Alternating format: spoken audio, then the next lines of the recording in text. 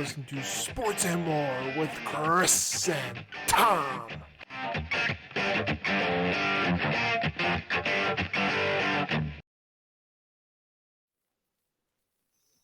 Welcome back. It's the guys with the faces for radio and the voices for a silent movie. This is Sports and More with Chris and Thom. I am Chris.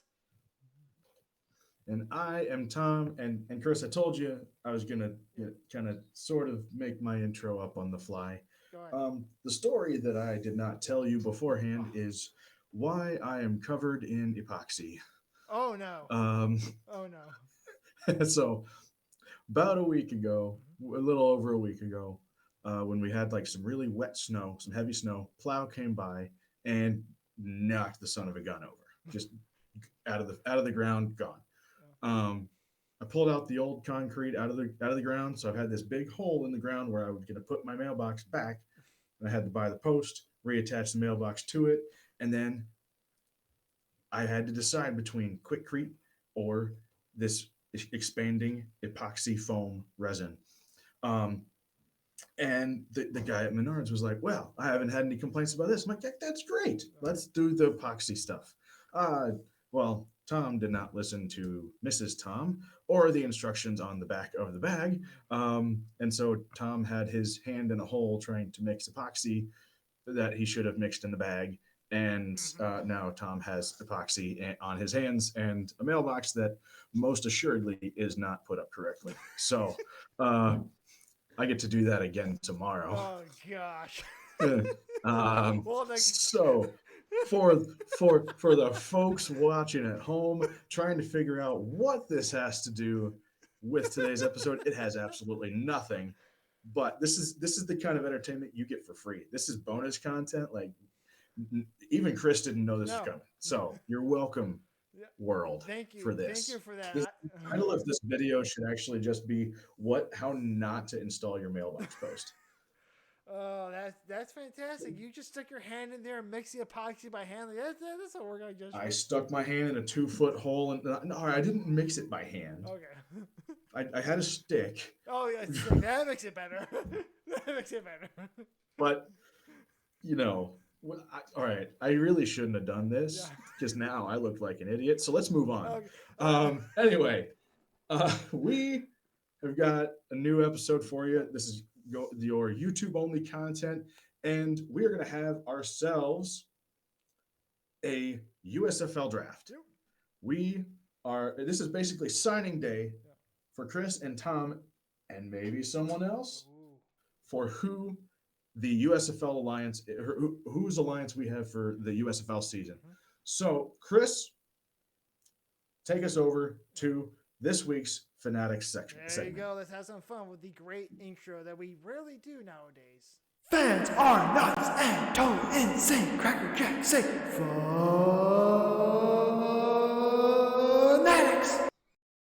Love that. Love the Fanatics. Love the ridiculousness of that intro. And for this episode, ladies and gentlemen, boys and girls, children of all ages, it is my pleasure to present to you our guest for the third time, I believe, the one, the only, Kyle Waldack. Welcome back, sir. Whoa. Hey, guys. Hey, how's it going, buddy? Thanks for having me again. Absolutely. I saw you gotta dying show off off camera. the bulldozer shirt. I love it. I saw you dying off camera. Was it Thompson's story about about the mailbox? Yeah, and when he just said, "So yeah, I have to do that again tomorrow." He just sounded so defeated. I was. All right. So one thing I didn't say is I didn't think it was going to work. So I pulled the post out and I took it all the way back to my garage. And then I come back and I look back in the hole and it's starting to expand. And I'm thinking, oh, I can save this. And so I run back to the garage and bring the post back out to the hole. I don't think it's going to be saved. So this keeps getting worse. Yeah. All right. So enough of Thom and how not to install a mailbox. Let's get to the USFL draft and give you a little update on the United States football league. I don't know whether to laugh or cry. Both. Your face is just making me want to laugh too much, Waldeck. All right. right. Okay, let's try to save this one. Okay, so like the a USFL, post-poll. the rules. I'll give you some of the rules because people have been going off about the rules and how they're so innovative. And so extra point tries, you get the 1 point try as a field goal from the 15, like the NFL. 2 point try, like normal NFL conversion, and the 3 point try, which is an offensive play from the 10-yard line. Ironically enough, this same 1-2-3 concept was made up by the XFL, except it was a 1 point play for the 2-yard line, 2 point play for the 5-yard line, and a 3 point play for the 10-yard line. So it was like they just changed it up a little bit and said, "Yeah, this is original." It's like you just borrowed another concept. Congratulations. From the real football Yeah, league, yeah. the XFL. Congratulations, guys. Their onside kick alternative, you get a try of 4th and 12 from the 33-yard line, which is the XFL's version of the 4th and 15 from the 35-yard line. It's like, so, congratulations, guys. What? Yeah. Yeah. Yeah. It's 2-yard. What? 3-yard difference on the try and down, and then 2 yards difference on the yard Yeah. line. That's. Whoa! Where'd you come up with that one? yeah.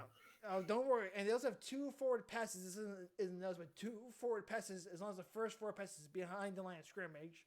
So that XFL, that's the exact same rule as the XFL.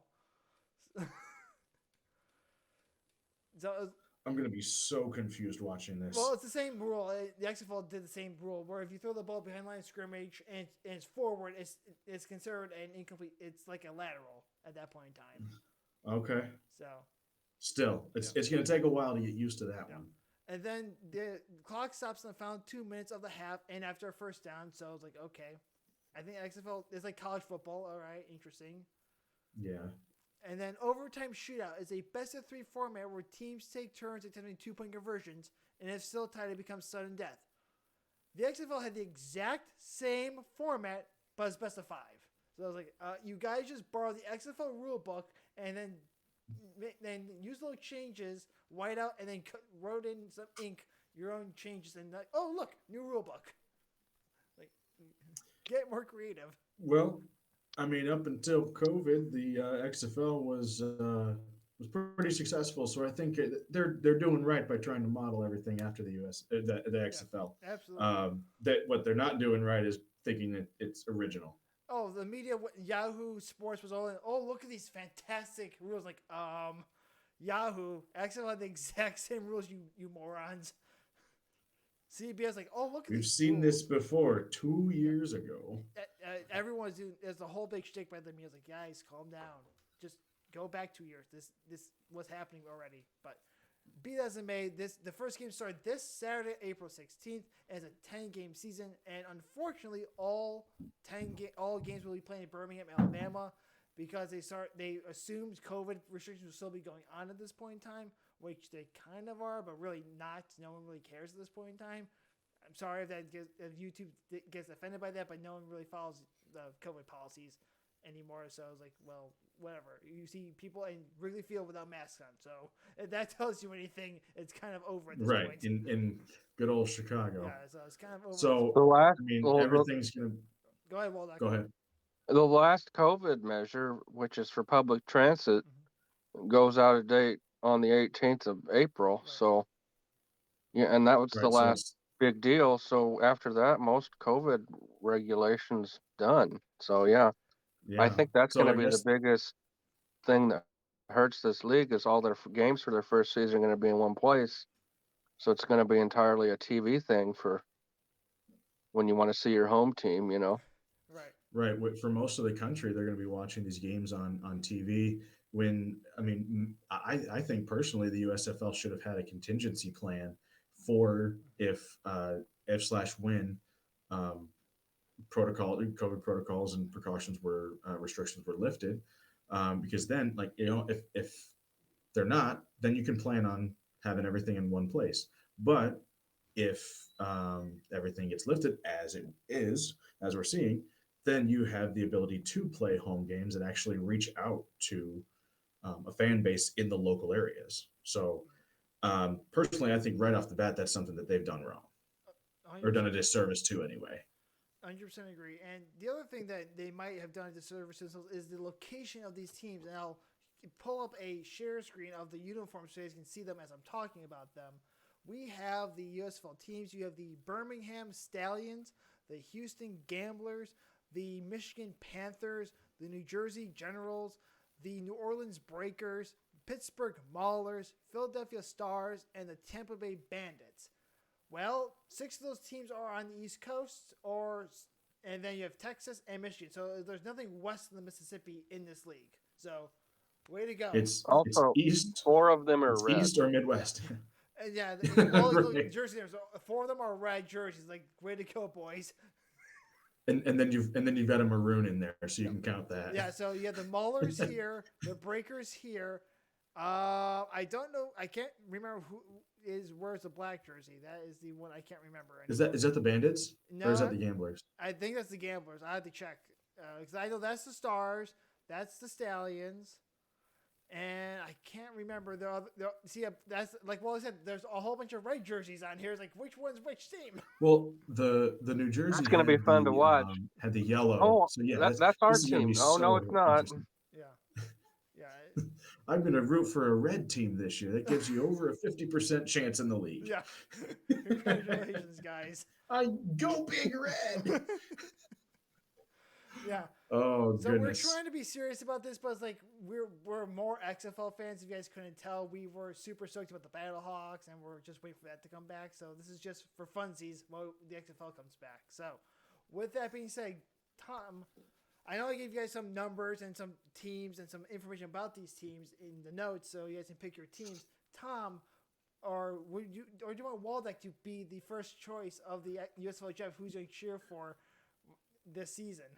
I think, we have a guest on the show for a reason, so guests first. Hey, and give us your unique football insight, Master Waldeck, because we know you're a astute football I have mind. been waiting for this. So I looked at all the information Chris sent me and understood none of it. And I decided, you know what? One of these guys has the first name of Kyle, and he plays for the New Orleans team. So I think that's who I'd root for. Oh, okay. So we're Whoa, that's new. Okay. Interesting. And you didn't choose a red team, Yeah. so You chose the only blue team. your chances of saying "Go Big Red" have dropped your championship possibilities. All right.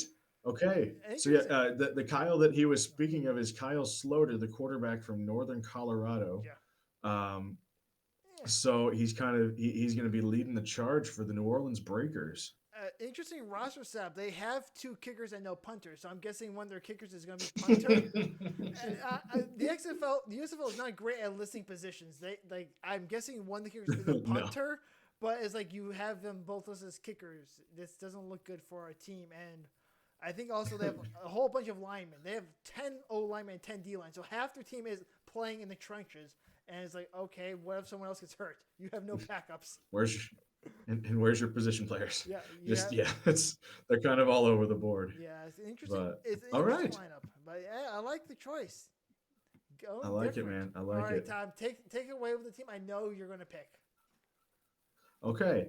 Well, I got to be honest with the head coach of Jeff Fisher, and kind of being, an NFC head coach.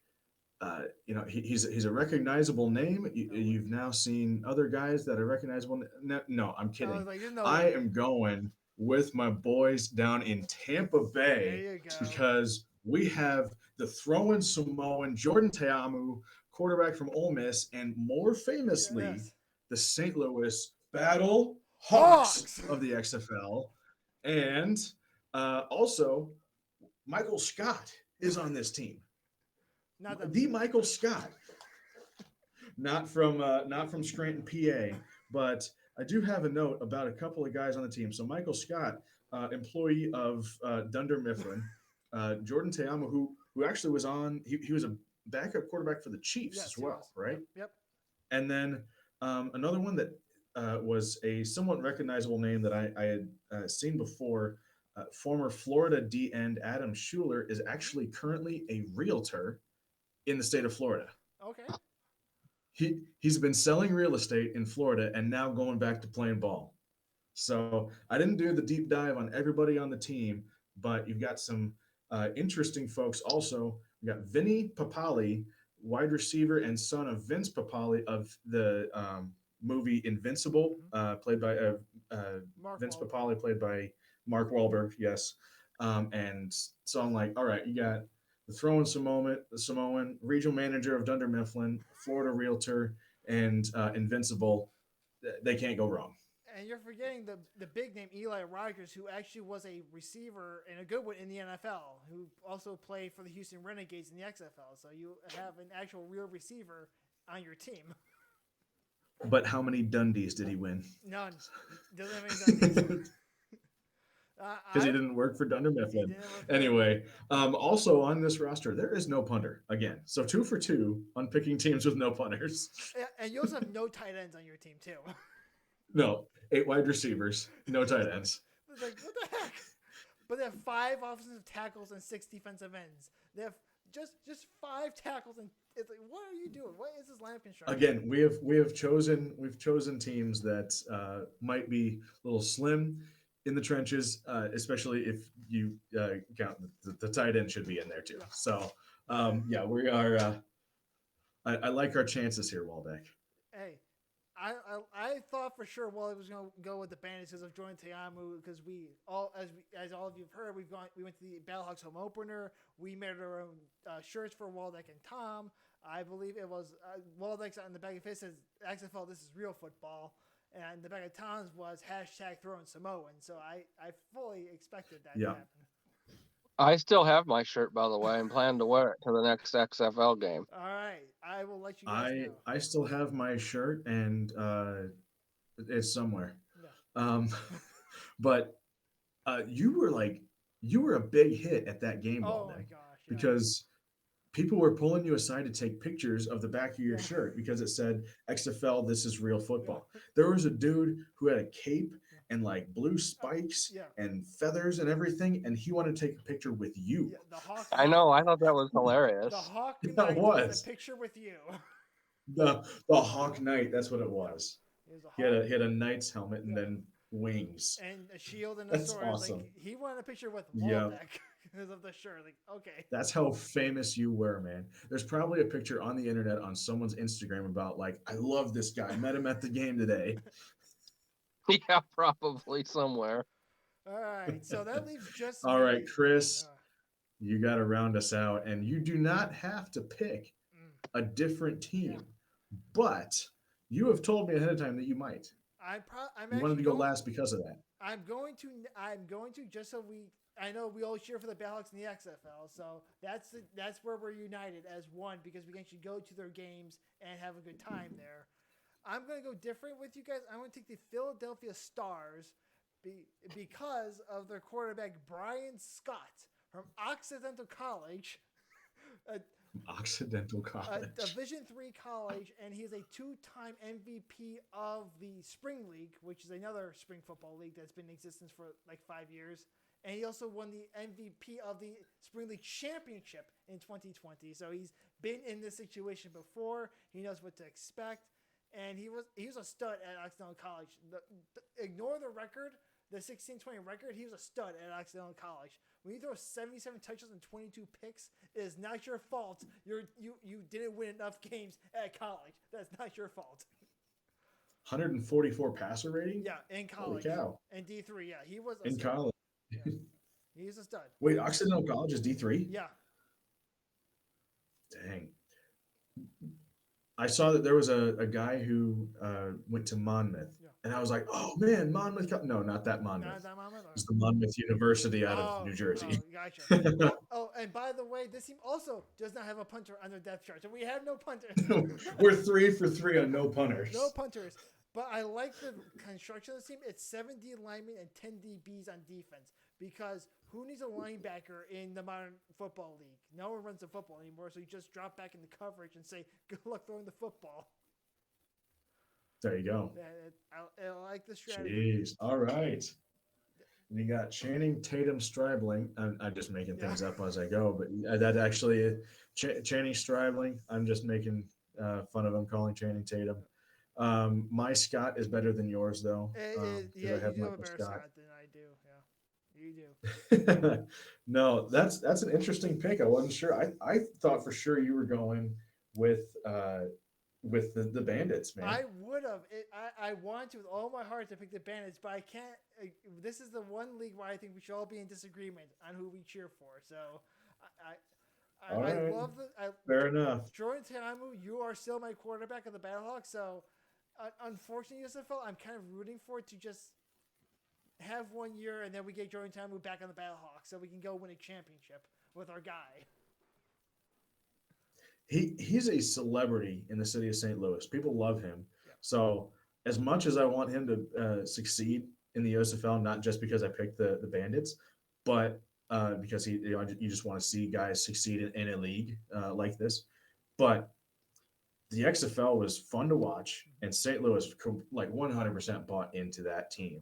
So bringing him back would just be electric. Oh yeah. Like, what's your football take on these teams? Do you have? Is there a favorite you have going to the? I know you're cheering for the Breakers, but is there like a team that you think is going to go all the way?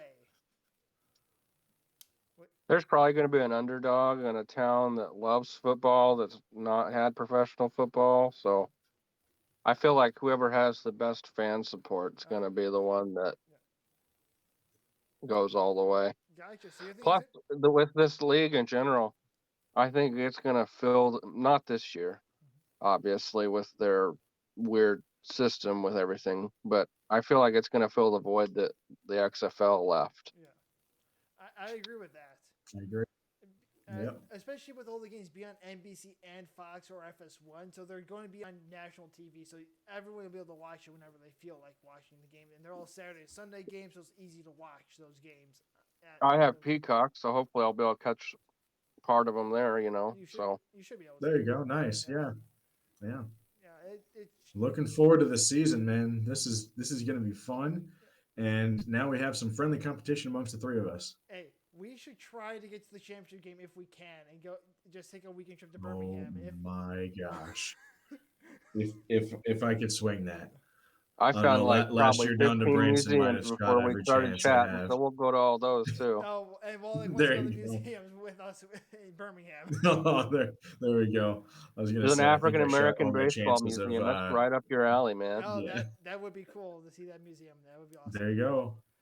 All right. That'd be awesome. All right. Well, hey, we have something to look forward to, a trip to plan if I'm able to. And I mean, we got to at least give it a try. We got to look into it. I mean, like, didn't you say tickets were like $10 to go to a game for? Yeah. $25 if you want preferred admission. Yeah. Yeah. The ticket. Let's go to Birmingham, boys. I mean, I think we paid what? I think I paid like $40 a ticket for each of us to the Battlehawks game, and those were prime seats. But we were also in an NFL stadium, so we were. That's true. That is true.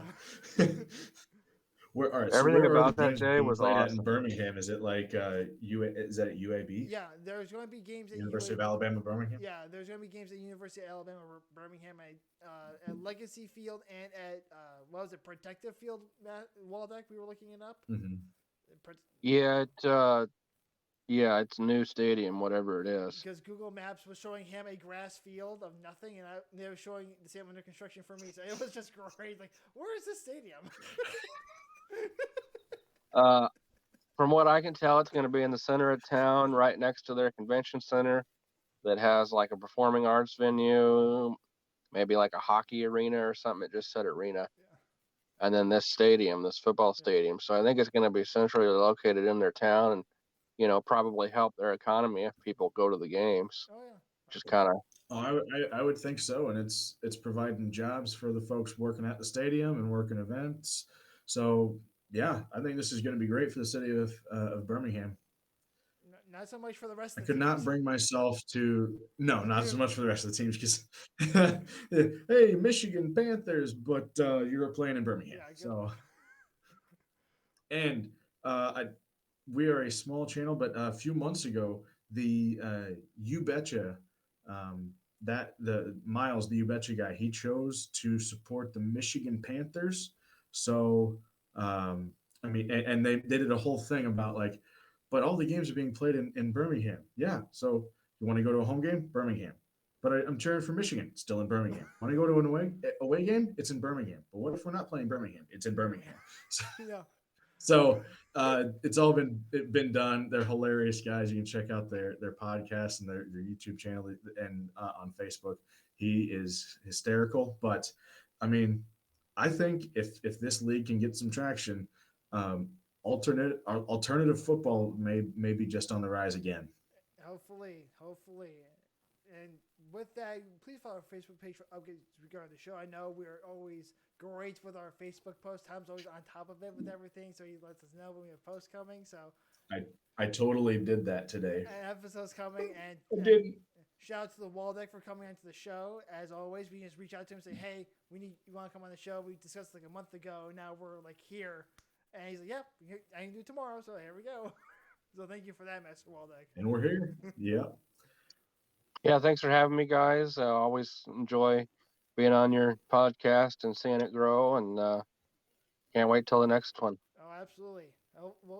We're looking forward to having you. We'll have to talk to you at least sometime during the season. Yeah, absolutely. All right, have a good night, sir. Awesome. I look forward to it. Absolutely. All right. Have a good night. Bye.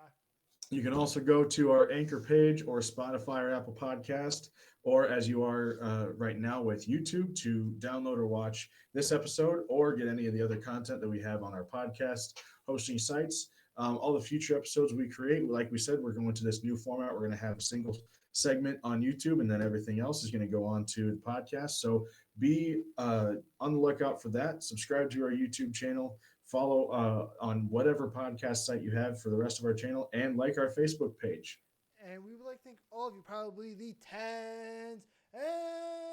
tens of people listening to our ridiculous things and ramblings on the USFL or UXFL. It's kind of like the XFL, but USFL at this point. It's what it feels like.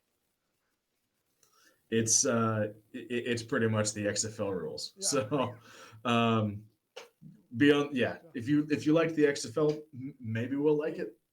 Like the USFL. It sounds exactly the same, just with fewer punters. Our next episode's creation date is actually tonight for our podcast. We're gonna, as soon as we're done here, I'm gonna try to clean up some more epoxy off my hands, and then I think we're gonna record some audio. So keep an eye on the Facebook page for future episodes, though. But until then, as always, stay safe, stay healthy, and above all, stay free. Go Brian Scott. Go Byron Scott. Go Michael Scott.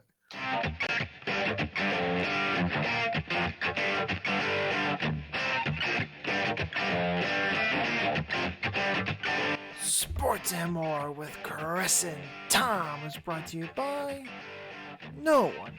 All non-original thoughts and ideas were properly noted during each segment.